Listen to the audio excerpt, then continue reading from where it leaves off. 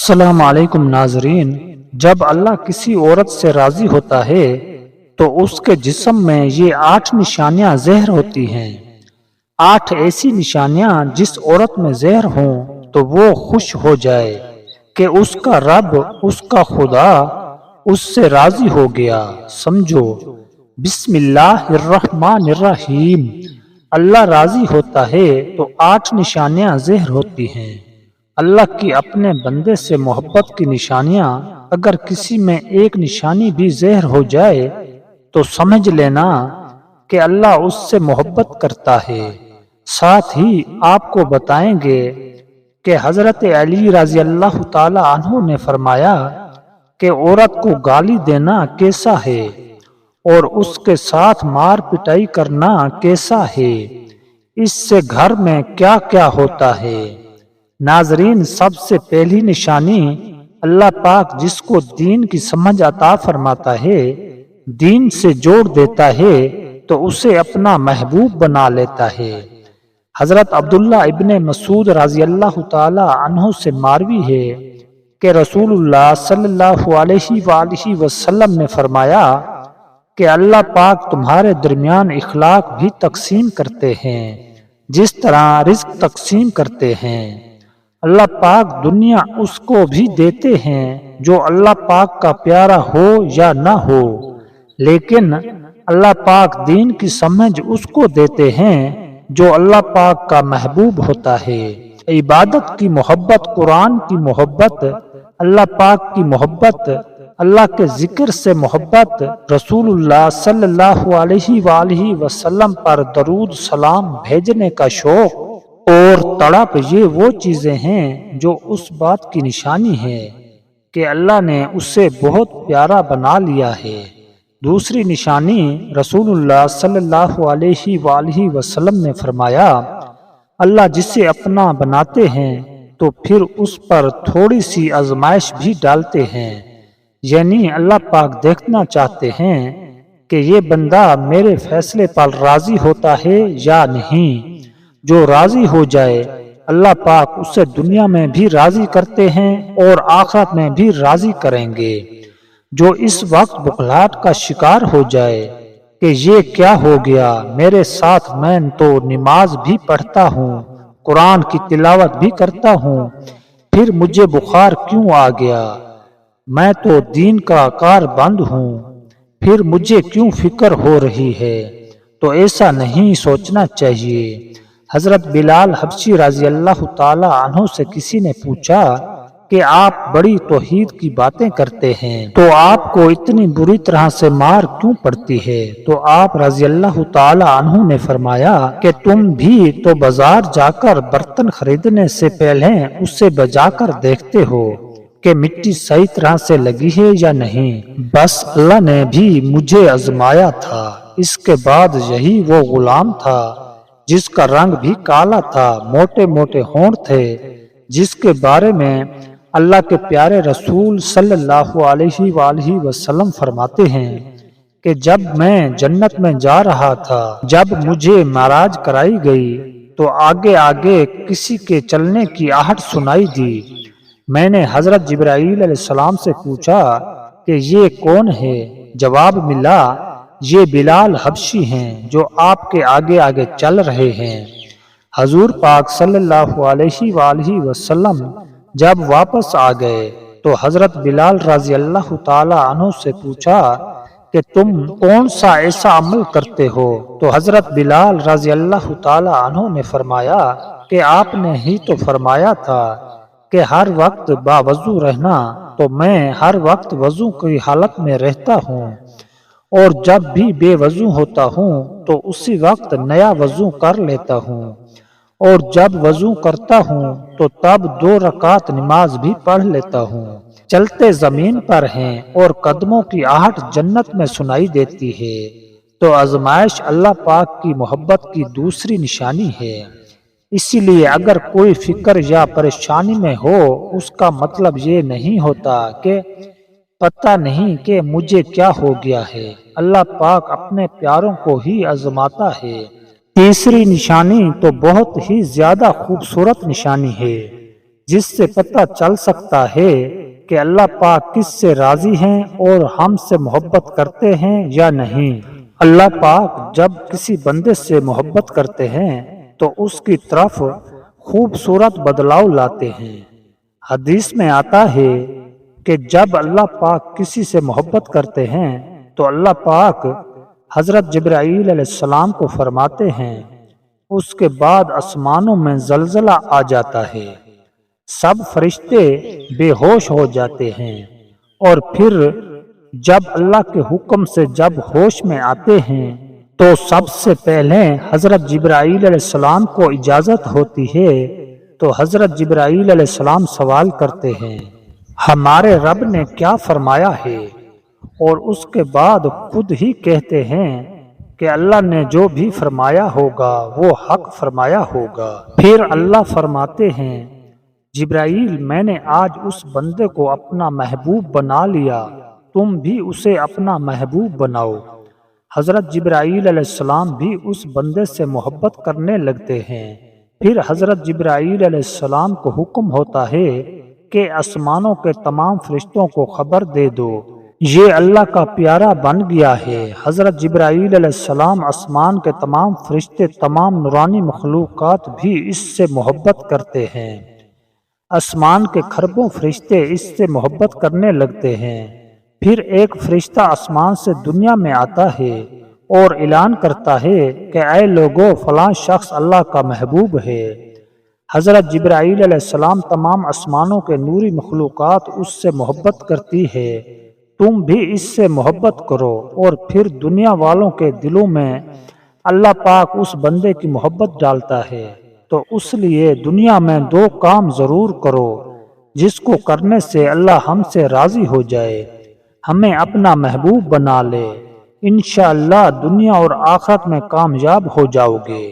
حضرت عبداللہ بن عباس رضی اللہ تعالی عنہ فرماتے ہیں، جب نیکیاں قبول ہو جاتی ہیں تو انسان کے جسم میں یہ 5 نشانیاں ظاہر ہوتی ہیں۔ نمبر 1، جب انسان کی نیکی قبول ہوتی ہے تو اس کی وجہ سے اس کے چہرے پر عجیب سی رونق آ جاتی ہے، یعنی وہ انسان دنیا کے سامنے اپنی خوشی کا اظہار اپنی مسکراہٹ اور بشاشت کے ساتھ کرتا ہے، وہ ہر ایک وقت خوش رہتا ہے، بلکہ یوں لگتا ہے اس دنیا میں اس سے بڑا سکون اور وقار والا کوئی نہیں ہے، لگتا ہے کہ اسے دنیا کا کوئی غم ہی نہ ہو۔ یہ خوشی ہر ایک کو نصیب نہیں ہوتی۔ نمبر 2، اس کا دل روشن ہو جاتا ہے، یعنی وہ ہر وقت اللہ کے وعدوں پر امید رکھتا ہے، اس کے پاس کچھ ہو نہ ہو لیکن اس کے دل میں اتنی خوشی ہوتی ہے، اس کو کوئی پرواہ نہیں ہوتی۔ اور یہ یاد رکھنا کہ امیر انسان مال سے نہیں بنتا، بلکہ امیر ہمیشہ دل سے بنتا ہے۔ حضرت علی رضی اللہ تعالی عنہ فرماتے ہیں، دولت مٹی کی طرح ہے اور مٹی کو پیروں کے نیچے رکھنا چاہیے، اگر سر پر چڑھاؤ گے تو وہ قبر بن جائے گی، اور قبر زندہ لوگوں کو نہیں ہوتی۔ نمبر 3، جب کسی کی نیکیاں قبول ہو جاتی ہیں تو اس کے جسم میں نیکی کی طاقت آ جاتی ہے اور شیطان اسے گمراہ نہیں کر سکتا۔ شیطان سے بچنے کی قوت اللہ اس کے جسم میں پیدا کر دیتا ہے۔ نمبر 4، وہ اپنے مال و دولت میں فراوانی پیدا کرتا ہے، یعنی اللہ اس کے رزق میں برکت پیدا کرتا ہے، وہ چاہے لوگوں پر کتنا بھی خرچ کرے، ضرورت مندوں کو کتنا بھی بانٹے، اس کی دولت میں کمی نہیں آتی۔ حضرت علی رضی اللہ تعالی عنہ فرماتے ہیں، نصیب کا رزق انسان کو ایسے تلاش کرتا ہے جیسے مرنے والوں کو اس کی موت۔ نمبر 5، لوگوں کے دلوں میں اللہ اس کی محبت پیدا کر دیتا ہے، یعنی جب اللہ اپنے بندے سے خوش ہوتا ہے تو اس وقت اس کی محبت لوگوں کے دلوں میں پیدا کر دیتا ہے۔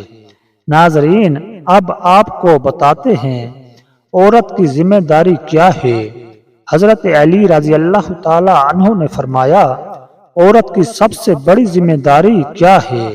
حضرت علی رضی اللہ تعالی عنہ کی خدمت میں ایک شخص آیا اور دست ادب کو جوڑ کر عرض کرنے لگا، یا علی، میری بیوی میرے گھر کا کام صحیح نہیں کرتی، نہ میرے کپڑے کی دیکھ بھال کرتی ہے، نہ گھر کی صفائی ٹھیک طرح سے کرتی ہے، تو کیا میرا ڈانٹنا غصہ کرنا صحیح ہے؟ بس یہ کہنا تھا تو حضرت علی رضی اللہ تعالی عنہ نے فرمایا، اے شخص، کس نے کہا کہ تمہاری بیوی پر تمہارے گھر کا کام واجب ہے؟ یاد رکھنا، اسلام نے عورت کی عزت کو جتنا بلند کیا ہے اتنا کسی مذہب نے نہیں کیا۔ میں نے اللہ کے رسول صلی اللہ علیہ وآلہ وسلم سے سنا کہ عورت کی سب سے بڑی ذمہ داری یہ ہے کہ وہ اولاد کی اچھی پرورش کرے اور وہ اپنی اولاد کا خیال رکھے، لیکن اگر اپنی اولاد کی پرورش کرنے کی اجرت شوہر سے مانگنا چاہے تو وہ بھی مانگ سکتی ہے، اور تم گھر کے کام کی بات کر رہے ہو۔ خوشی سے گھر کا کام عورت کرتی ہے، گھر کو سنبھالتی ہے، تو یہ اس کی عظمت ہے، یہ اس کا بڑا پن ہے۔ اس کا شکریہ ادا کیا کرو، اس کا احترام کیا کرو۔ میں نے اللہ کے رسول صلی اللہ علیہ وآلہ وسلم سے سنا کہ جس وقت عورت اپنے گھر کا کام کرتی ہے اس وقت اللہ اپنے فرشتوں کو زمین پہ بھیجتے ہیں اور کہتے ہیں کہ جب تک یہ عورت گھر کا کام کرتی رہے اس کے لیے عبادت لکھتے رہو، اور وہ وقت جو عورت گھر کے کام میں لگاتی ہے وہ اس کی عبادت میں شامل ہو جاتا ہے۔ یہ عورت کی عظمت ہے کہ وہ تمہارے گھر کو جنت بناتی ہے، تمہارے بچوں کو عظیم انسان بناتی ہے۔ لیکن اگر کوئی عورت پر ظلم کرے، گھر کے کام کی وجہ سے اسے ٹوکتا رہے، اس پہ ظلم کرتا رہے، تو روز محشر میں اللہ اس انسان کو گدھے کی شکل میں اٹھائے گا اور دوزخ کا ایک دروازہ ان لوگوں کو لیے کھولا جائے گا۔ یہ کہا جائے گا کہ یہ وہ انسان ہیں جنہوں نے اپنی ہی عورتوں پر ظلم کیا، ان کو حقیر سمجھا اور ان کو غلام سمجھا۔ ناظرین، اب ہم آپ کو بتاتے ہیں حضرت علی رضی اللہ تعالی عنہ نے فرمایا، گھر میں عورت کا رونا کیسا ہے؟ عورت پر ظلم کرنے کی کیا سزا ہے؟ حضرت علی رضی اللہ تعالی عنہ راستے سے گزر رہے تھے، دیکھا کہ ایک شخص اپنی بیوی پر ظلم کر رہا تھا۔ حضرت علی رضی اللہ تعالی عنہ ان کے قریب گئے اور فرمانے لگے، اے شخص، اللہ سے ڈرو، تمہاری مفلسی پریشانی اور رزق میں تنگی کا سبب یہ ہے کہ یہ تمہاری بیوی تمہارے ہی ظلم کی وجہ سے تمہارے ہی گھر میں روتی ہے۔ میں نے رسول اللہ صلی اللہ علیہ وآلہ وسلم سے سنا کہ جس گھر میں عورتیں روتی ہیں اس گھر میں رزق کے فرشتے نہیں آتے، اور یوں اس گھر میں رہنے والے مردوں کے رزق کی راہیں تنگ ہونے لگتی ہیں، اور یوں وہ پریشانی میں مبتلا ہو جاتے ہیں اور مفلسی میں گرفتار ہو جاتے ہیں۔ یاد رکھنا، اللہ نے اولاد مرد کی تقدیر میں اور دولت عورت کی تقدیر میں لکھی ہوتی ہے۔ اگر تم یہ چاہتے ہو کہ تمہارے رزق میں فراوانی ہو اور عزت و شہرت دولت دن بدن بڑھتی جائے تو اپنے گھر میں اپنی عورتوں کا خیال رکھو، انہیں خوش رکھو۔ اللہ کے فضل و کرم سے تم عزت و شہرت اور دولت میں فراوانی چاہو گے۔ ناظرین، اسی طرح کا ایک اور واقعہ ہے کہ ایک مرتبہ حضرت علی رضی اللہ تعالی عنہ راستے سے گزر رہے تھے۔ آپ نے دیکھا ایک شخص اپنی عورت پر ظلم کر رہا تھا اور اس کی توہین کر رہا تھا۔